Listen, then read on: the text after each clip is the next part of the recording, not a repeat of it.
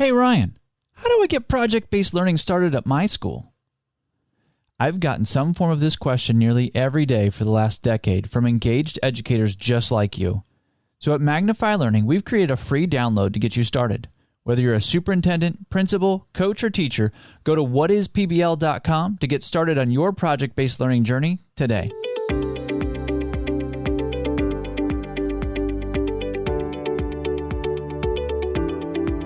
Are you ready to bring project-based learning to your school?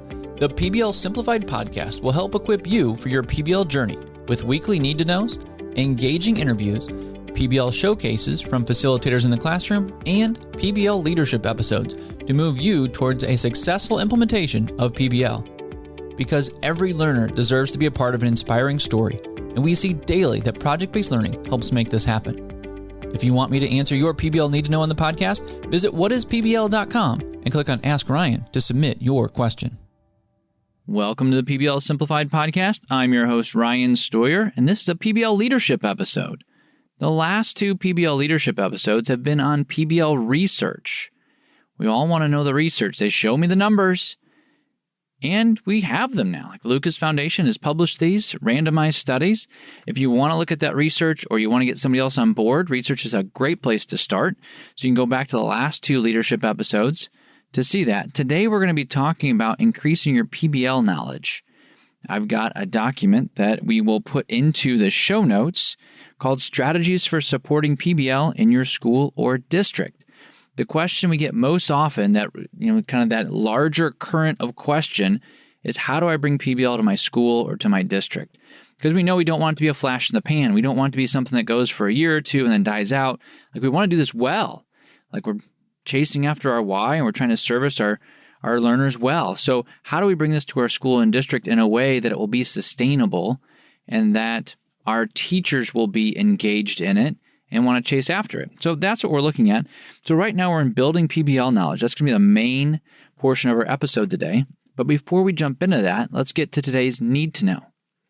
Today's need to know is, Ryan, you talk about real world problems all the time. Does your PBL unit have to revolve around a real world problem? We get this often, and it's kind of a sticking point for us at Magnify Learning. We do think it needs to be a real world problem. We want you to bring authenticity to your classroom. So if you go through a PBL Jumpstart or an advanced, or when you're going through certification, we are going to be talking about real world problems that are solved, because the authenticity turns apathy into aspirations. The authenticity is what raises the engagement level. And once the engagement level's up, then we can get into the rigor that we want to bring our learners to. The authenticity of a PBL unit brings all the different context. And if you look at the research, and you've been following along in the last couple of PBL episodes, PBL Leadership episodes, the reason that you don't want to skill and drill these learners that are behind in math and language arts is because they're not getting the context to their learning, and they're falling farther behind, and they're not able to have these extra handholds. So the authenticity that might come from a community partner or solving a real-world problem is actually kind of what gives them those extra handholds to pin their learning to. So then when you're bringing in the skills, and maybe you are drilling in math or even in language arts, like, it needs to be in a context of some kind so that we can attach our learning to it, right? Like, when we talk about learning, like, what is learning? It's taking what we do know and attaching new learning to that. You can't just bring in new learning. You need something to attach it to. And if we have context from a real world problem, we have engagement, and there are a lot of different things you can attach the new learning to. And you also have a lot of motivations for the learning. Some learners might be learning to learn, right? Maybe they do need that grade. But for a lot of our learners, the grade doesn't really matter, or they've got a base level that they need to hit. If I hit all C's and I'm good, I can be on the track team or the football team or the basketball team, and I'm fine. So I'll just hit that. But some of our learners, a lot of our learners, especially those struggling ones that we're trying to reach, are going to hit on the impact, the why of a PBL unit. And that really comes from the engagement piece. Same thing for our high learners. I kind of said our struggling learners that maybe don't do school so well, but those that really know how to get points and know how to do school well, they're really good at putting the highlighted word into the blank and turning in to get points. Those learners definitely need context, because they're just getting points, which doesn't help at all when you get into the real world. once you get out into the business world, nobody cares about points. They want to know how you can solve problems, work with others, think critically. So those learners need it as well. So it's really the whole spectrum. People always say, where do you start with PBL? This is like a side need to know. Where do you start with PBL? Should I start in our GATE classes or our honors classes? And so, well, you should only bring PBL to learners that you want to be engaged. And you're right. And then you let it drop for a second. It's like, well, I want all of them to be engaged. That's right. They all need real world work to be doing because there's engagement there, but you also get to hit the employability skills that you wouldn't hit otherwise. So that's the need to know. It's also kind of a soapbox that I like to get on as well. So, but it does come up each and every time we do a workshop, and it's a need to know that came up here. So does it need to be a real world problem? Yeah, I really think it does because you want that engagement so you can get to the rigor so that we're really preparing our learners with the skills and the knowledge that they need.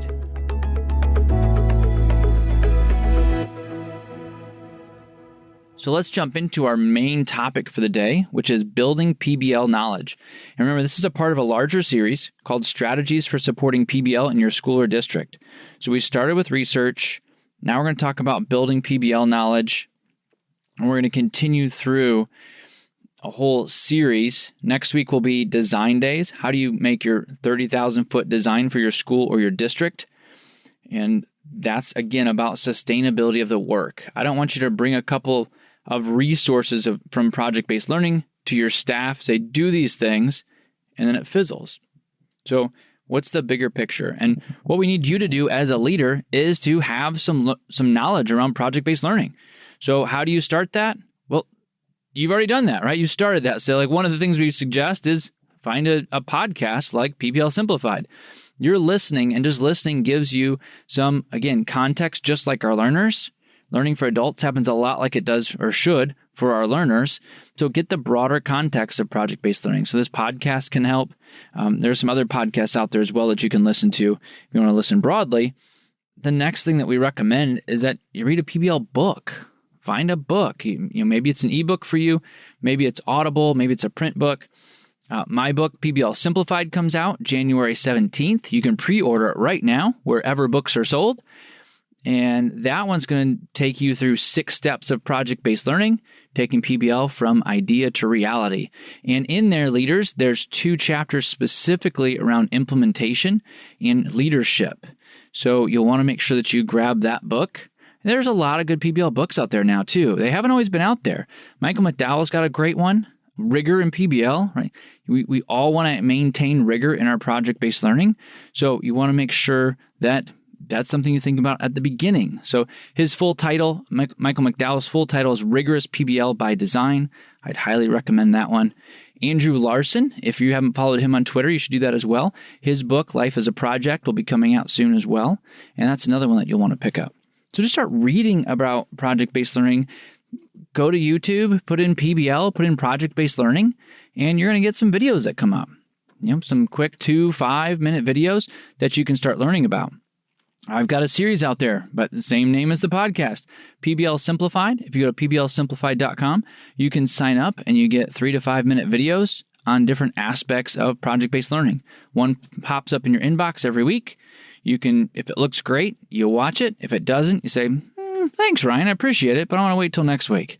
But you can get a whole series, 52 of them throughout the year, or you can go right to the Magnify Learning YouTube channel and cherry pick a few if you want. But when you start doing this, you start to build up your PBL knowledge, and not just your knowledge, but your questions. You start to ask the right questions, like, where do the standards fit? Right? That'd be a great question. How do community partners tie in? And as you have these questions, if you've got resources lined up, you know where to go. Right? So if you look at the PBL Simplified series, those 2 ideas are specifically mentioned, like how do standards hit in a PBL unit? How do we bring community partners in? You can go in and find those exact videos around project-based learning, and you can bookmark those for your staff because you know that those need-to-knows are going to come up. So whoever your early followers are, have those things bookmarked. Be ready because they're going to have those questions. And you don't want to spoon feed them. You want it to be just like your journey as well. But you've got a couple things that'll start getting them to ask questions. You can say, hey, watch this video and let me know what you think. Or read this book and let's do a book study. So start to build your knowledge, but also kind of a reservoir of research materials that you can send people to or you can support people with. There's a lot of blogs out there. In fact, in Magnify Learning, we've got a whole set of blogs. You put in Magnify Learning and blogs, you get a bunch of blogs that are written by teachers in the classroom or principals in the schoolroom. These are not written by me, right? They're written by facilitators that are currently in the classroom, full-time facilitators. So if you want to know about group work or group contracts, how does that work in the real world? You can find that out. If you want to say, how do I do planning at the beginning of the year? There's a blog for that. If you want to hear about learning teams, there's a blog for that written by a principal who's doing great work. So there's a lot of different ways that you can start to build knowledge. And really what you're doing there is you're probably teeing up more questions. So a great place to start might be just, what questions do you have about project-based learning? If you've been listening to the podcast for a while, you've got some answers, but you also have some questions. And then start to go answer some of those, just like you want your next group of teachers to do. And then at some point, you'll want to go visit a PBL school. This is where you've done some reading, you've done some listening and watching, you have a set of questions, and now those questions can really only be answered by seeing PBL in action. And you want to see PBL done well. So ask around, where in your network is a great PBL school to go visit? You can literally just ask that. Maybe email a few people you trust, go onto Twitter if that's where your PLN is at, your personal learning network. At Magnify Learning, we've got demonstration sites in Indianapolis, Columbus, Indiana, Neosho, Missouri, Babcock Ranch, Florida. We've got some great places we can send you where you can go and see project-based learning in action. And there's probably no better way to really get people on board. So we recommend if you go the school visit route is bring the stakeholders that most matter for you when you're looking at school change. So some of your teacher leaders, maybe some parents, maybe some board members, maybe some students, right? Bring those teacher leaders and also bring a few that maybe are a leader but aren't going to be on board. Let them come see it. And I like to say, go find the student that doesn't look like they're paying attention and ask them a question. What are they doing? Because if you go to Columbus, Indiana, where our high school demonstration site is, CSA New Tech, I love it. They have a beautiful space. Their school was designed with project-based learning in mind. And you go and find a learner who's in the Collaborador, these booths that are in their school. You say, what are you doing exactly? Like, you got headphones on, your computer's open, and they'll tell you exactly what they're doing, how it relates to their PBL unit, and what community partners involved in that process. And I'm just impressed every single time. And you can also go find an elementary school if that's your area of expertise, or if you just want to be impressed by 8-year-olds. However you want to do that, it's always really impressive. So go find a place to visit. You just find a place that's close to you to get started and start to ask questions. After that, if you're still moving forward and asking all the right questions with project-based learning, attend a workshop. We've got workshops. There's webinars all the time. If you go to whatispbl.com and hit Ask Ryan and say, hey, Ryan, do a webinar on this, I'd be happy to. But we've got 3-day workshops. You can jump into a Jumpstart, an advanced. Just go see it as a principal, as a leader. Go check this out. And we're going to have some things coming up specifically for you as principals where you can come and do some designing and some thinking with other principals just like you. So go find a place where you can get something a little more formal. And then as you do that, and we'll talk about this more in the next leadership episode coming up, is you're going to want to get more teachers involved in this. You're going to want to have a leadership team so that this is not just a top-down initiative where it's like your pet project and, hey, I went to a conference and PBL sounds great. I think we should all do it. They've probably heard that before. And even if it's not from you, from one of the leaders in their world, your teachers have heard this again and again. I'll never forget one of my mentors when I was in the classroom. It was actually project-based learning came across, and our principal did kind of just that. He said, who wants to do this? Or something along those lines, like, we're all going to do this because it's so great. And he looks at me and he goes, I'm going to wait this one out. And I was a new teacher, it was in maybe second year, I think. And it's, what do you mean wait it out? Like, the principal says we have to do this, so we have to do it, right? He says, if you wait 3 years, it'll kind of cycle through. So you can just kind of keep doing whatever you want to do. I was like, really? I didn't know you could do that. And you shouldn't be able to do that, but that is kind of a norm in our world of education, is that these things come by or principals cycle through, there's new initiatives, and teachers at some point, you just kind of get numb to this. So you want to build a teacher leadership team that is going to be able to build momentum at the grassroots level. And we're going to talk about that more in depth at the next PBL Leadership podcast episode. So that'll be in just a couple weeks. And you'll want to make sure you tune in for that one as well, because that'll be the next step in the process. So make sure you keep tuning in for this series. It's going to last a couple months yet. But what we're really doing is we're answering this larger need to know strategies for supporting PBL in your school or district.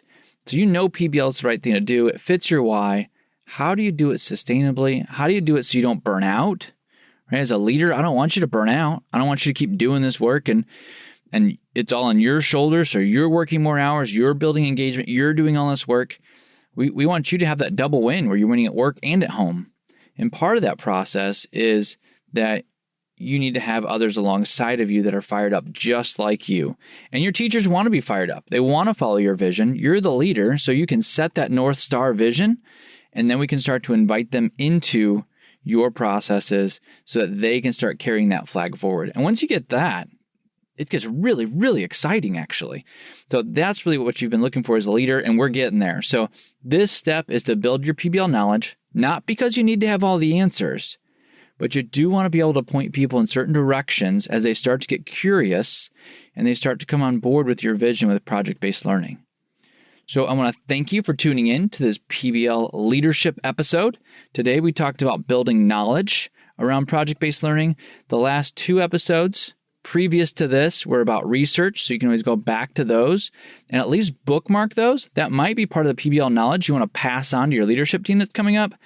Next week, we're actually going to talk about design days. I think I said core team, but that's in 4 weeks. Next PBL leadership team will be design days. After that, we'll talk about a core team, about how you get your teachers involved. And you don't just launch this to the whole staff and have some people say no, and some people say, yeah, let's do it. And you start to get this cross of emotions. But how can you start to create a grassroots swell of momentum? So keep tuning into these PBL leadership episodes. We are going to get you ready for this change movement, right? It's really about people change. It's more than just an instructional model. There's mindsets going on here and there's people that are involved, but it's all absolutely worth it, as we saw in the research. And we've got a ton of anecdotal data that we'd love to share with you in the way of student stories. And thanks for tuning in today, because you're concerned about engaging your learners, tackling boredom, and transforming classrooms.